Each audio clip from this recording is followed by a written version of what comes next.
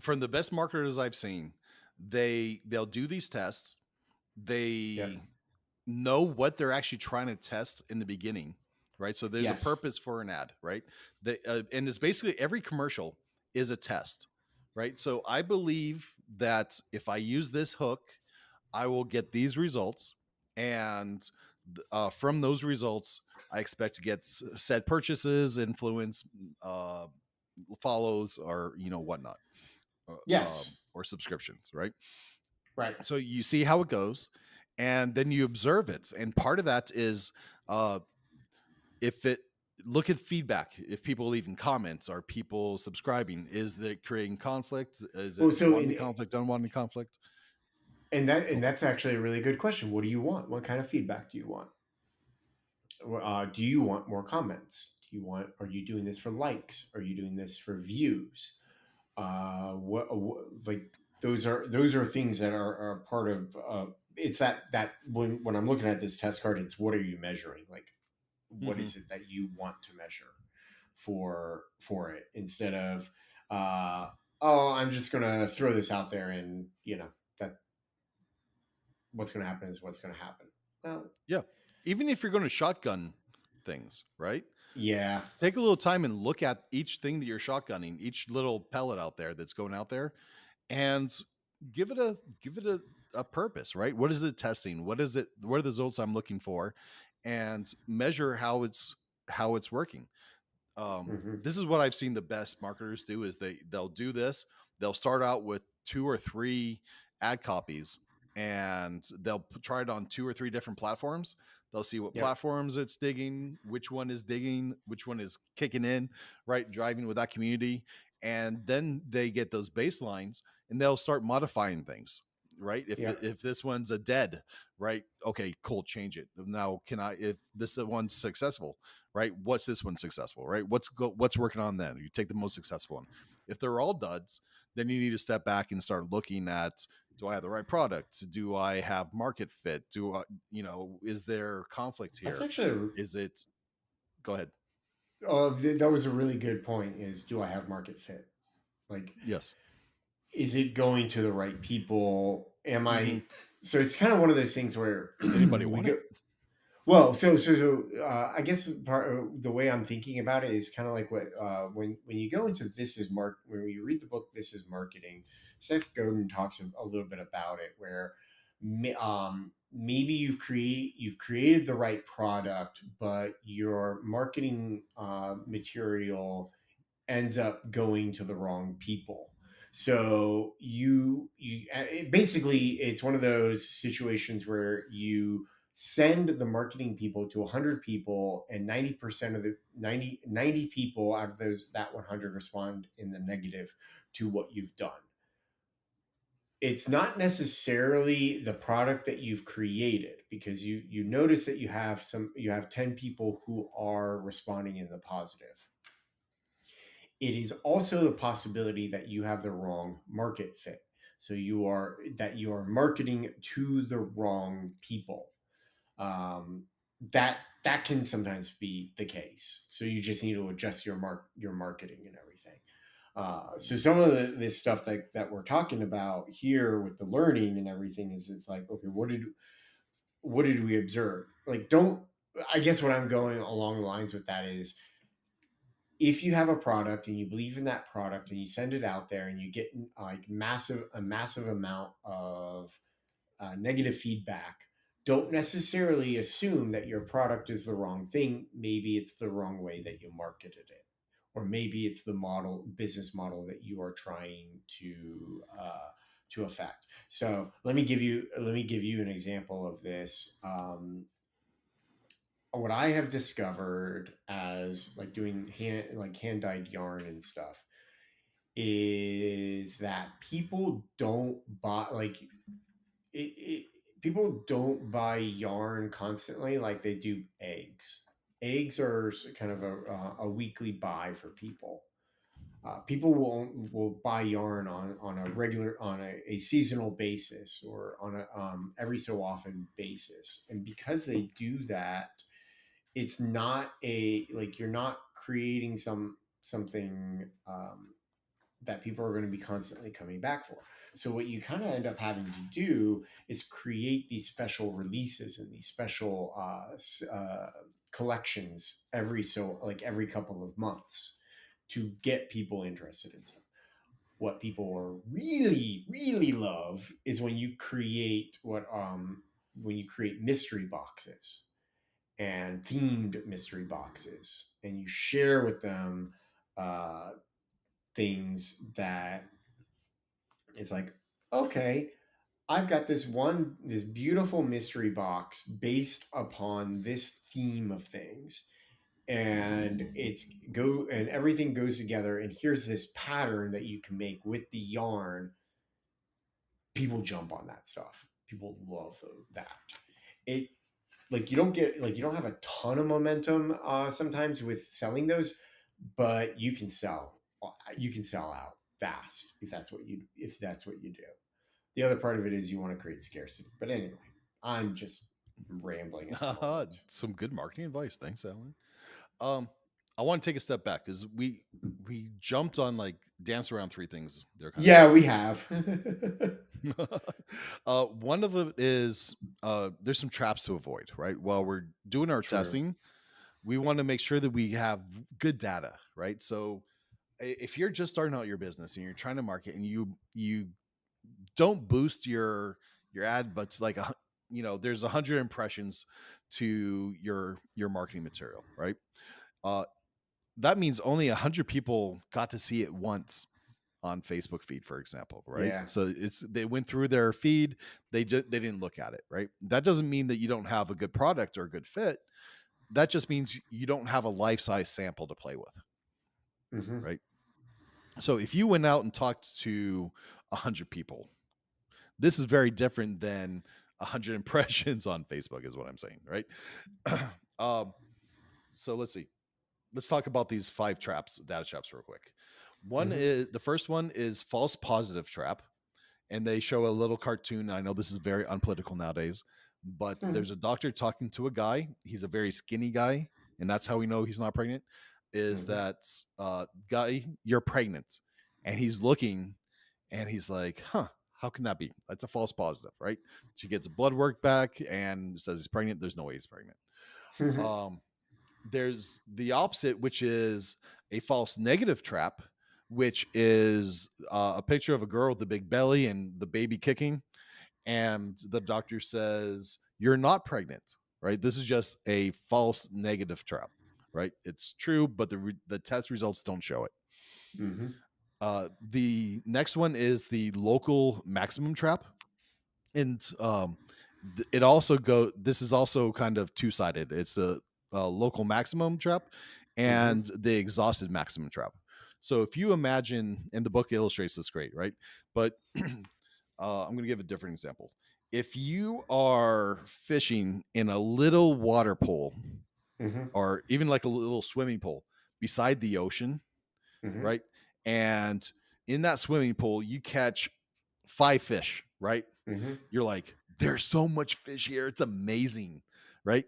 You don't realize that somebody stocked this little pool with their farm fish, and you have the sea of death and salt beside you, right? Where Hmm. there's no fish, right? Because everything's dead in there, right? Hmm. But you have this small set of data. It can be leading make you overconfident, or it can give you the real impression, right? Hmm. Now, maybe there's no fish in there, and in the ocean, it's a real ocean with lots of beautiful fish, and if you just threw your line in there, you would have the right perspective. So it's kind of looking in the wrong place, right? Hmm. The and then finally, well, okay, so and then there's the exhausted maximum, which means you somehow in your first round really got the maximum potential of the market. You did an ad and you got like a 5% response rate. And you thought that, if you got this 5% market rate based off this ad, that there's 5 times the number of people they would really buy this if presented with the offer in a real Hmm. population, right? Because you just threw your first ad out there, and you thought you were just like, here's my value proposition, it's just real niche, right? Just that one thesis. but it turns out to be only 5% of the people in the world would ever buy this, and there's no more. There's no upside to it. That's the exhausted maximum trap. And then, of course, there is the wrong data trap. And I'm going to let Mr. Hill describe the wrong data trap. Yeah, I mean, it's goes back to the whole. I'm trying to market to the people, and I'm getting the wrong. Ah, I'm trying to market to this group of people, but hey, guess what? They're not your customer. They're actually not really who you want. And it goes back to the It'd whole be like market. if you went to the fishing section Yeah. and you see somebody looking at a chair and you say, "Hey, would you love yarn for your fishing line?"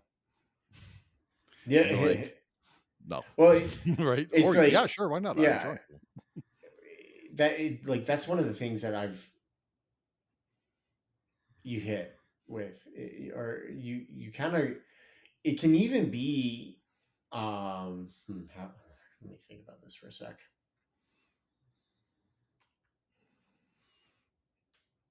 It can even be where you have the right customer. You're you have you're getting to the right can, your stuff is getting in front of the right customer, but the thing is, there it's the wrong timing for them. It's the wrong Mhm. timing for this, because you can sit there and you can be like, you know, okay, here's a really great example of this. January is a dead zone for a lot of people who are trying to build a business and sell things, because what happens is that everybody's like spent a ton of money leading up to Christmas. And now January comes around and they're tired of spending money. They don't want to spend money. It's the new year. They've created all of these money goals and plans and things like that. Okay. But the problem when you so what you're trying to do is you're trying to sell something to your customer during that time, and they say no. That's a timing issue. You may sit there and you may think, oh, well, they're saying no because they actually don't want what I'm trying to sell. Well, that's the wrong data. Like that's the wrong type of thing, because what's going on is you're trying to sell them something when they're not ready to purchase from you. They might be in the future, but they're not ready now. There's stuff like there's that too. So Good description. yeah, Good it's description. hard. It's kind of hard because you do, because you want to be careful with the wrong date with data as well. Like you don't want to gaslight yourself into thinking, oh well, it's the wrong thing, it's the wrong timing, or in it or whatever. Mhm. That's kind of part of the reason why A/B testing has become a massive thing lately, because people don't want to like, they want to validate and verify, okay, am I actually wrong? Am I really like, am I wrong, or am I right? Um, because if like a really good example, or a really good thought on that would be, if you A/B test your app, or your app, your product, and A does not do really well, but B does well. That means, okay, you do have the right product, and potentially the right product market fit, but but it's just like kind of your marketing material that's incorrect. If both A and B fail, then you need to sit and you kind of need to think about it, along the lines of, well, maybe I have the wrong product. Maybe what I'm trying to do nobody really wants. Um, so that's kind of why I think A/B testing has become a big thing these days. And I'm probably not just doing a good job of describing what I'm trying to explain. Well, I love A/B testing, right? It lets you verify if you're close or if you're kind of far Yeah. from your target, right? So Yep. the problem with A/B testing is you have to kind of get close to that bullseye, or at Yeah. least be on the Yeah. target before you can start honing into the bullseye. It is very true. The there's a the question if the question is how do I verify if my assumptions are right, and it means to do a series of tests, different kinds of tests, right? So change the different kind of experiments that you're doing, and make sure that you learn from each one, and you make sure you have a large enough scale to verify the thesis. Now the more important the question is, right, like hey, will people buy in the first place and spend more? That's a big question, right? You should Yeah. really verify that before you get into it. And you should, if you're going to judge your whole investment on a question, spend a little more time on that. Do two different kinds of tests, right? Do Yep. that survey, going in there, right? Going to the Costco, Yep. go to the trade markets, right? Yep. Get some general feelings. Do a little bit of searching online, and forums is another kind of feedback. Getting a poll is another kind of feedback, and having that website and getting people's names and deposits is another kind of feedback. Hmm. So in the book, page 217 is a real fun chart, and what I like about it is there's different styles of testing, right? Oh yeah. And on the left side, you're looking at what customers say they will do, right? This is Mhm. like the least useful information, which is where Yeah. we start. This is something that I've learned also over time. Customers say that they're going to buy from you. They're not. Just Get a deposit. well, so I was just about to say, just understand that they are lying to you and they are lying to themselves. They don't even know it. But the reason why I say a lot of that, I say that and bring that up is because that's happened to me over and over and over and over again. I get lots of comments and lots of stuff on social media where people are all over the yarn and sitting there saying, Platitudes "Oh, and how loving it, and your content's yes," amazing, and your but they beard just makes me smile. yeah, they never buy. They never buy. They never do. And like this is kind of part of the reason why we could there's a marketing strategy that we could probably spend an entire podcast on reason why you do certain things, because you want to separate those people who are just going to that are just going to give you those platitudes as much as possible. Like it's extremely important. But anyway, I don't want to go down that route. 5 minute warning. I got to get Nice. going here in 5 minutes. Oh, okay. So we're going to wrap this up quick. All right. So Yeah, unfortunately. what people say, right? That's kind of easiest to get. And Yep. then it's what people do, right? Do they give you their email? Do they give you a deposit? Do And they actually go that's out and buy yep. this thing every day? Did you see not Yep. in their shopping cart? The shopping cart is a strong indication, but is it on their bag on the way out? Right? Are they putting it into their car? Right? Yeah. So that's what people do. On the other side, on the top part, right, we have direct contact with customers, right? And this means, hey, we're talking to them, we're doing a study, we are doing interviews, and uh, we're interacting with them, and we're you just say, we're just doing the job, right?